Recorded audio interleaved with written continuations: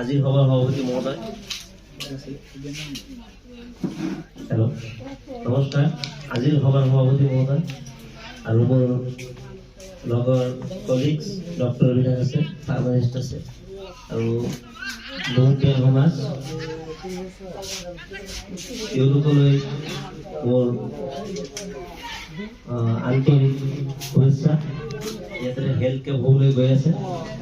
Actually আজি সময় বহুত নাটনি, এতিয়া আজি এনেও শুক্ৰবাৰ, নামাজৰ সময় হৈ আছে, তো সময়ৰ অপচয় নকৰাকৈ যিখিনি আমাৰ উদ্দেশ্য, এই উদ্দেশ্যৰ ফালে আগবাঢ়ি যোৱাৰ কাৰণে মই তেওঁলোকক আহ্বান জনাইছোঁ। আৰু দ্বিতীয় কথা হ'ল যে আমাৰ ছাৰ এজনে কৈছে যে শিক্ষক, হয়তো প্ৰধান শিক্ষক হয় এই অঞ্চলৰ কোনো এখন স্কুলৰ, মই নাজানো। তেওঁ কৈছে যে ডক্টৰ হ'বলৈ কি পৰিশ্ৰম, কি কৰিব লাগে।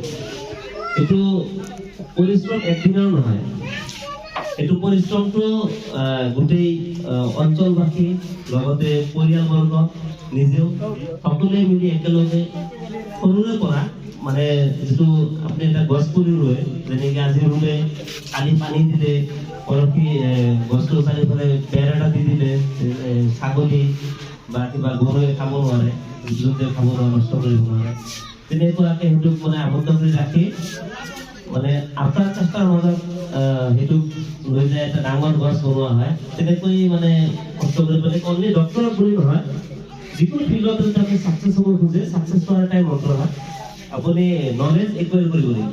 U have to acquire the knowledge. তাৰপিছত সেইটোৰ ওপৰত কাম কৰি যাব লাগিব, অনবৰতে কষ্ট কৰি এটা সময় আহিব আপুনি আপোনাৰ গন্তব্য স্থানত গৈ পাব। এইখিনি মোৰ ক'ব লগা, এইখিনি কৈ মোৰ বক্তব্য সামৰিছোঁ আৰু মই এই স্বাস্থ্য শিবিৰৰ শুভ উদ্বোধনী বুলি ঘোষণা কৰোঁ। ধন্যবাদ।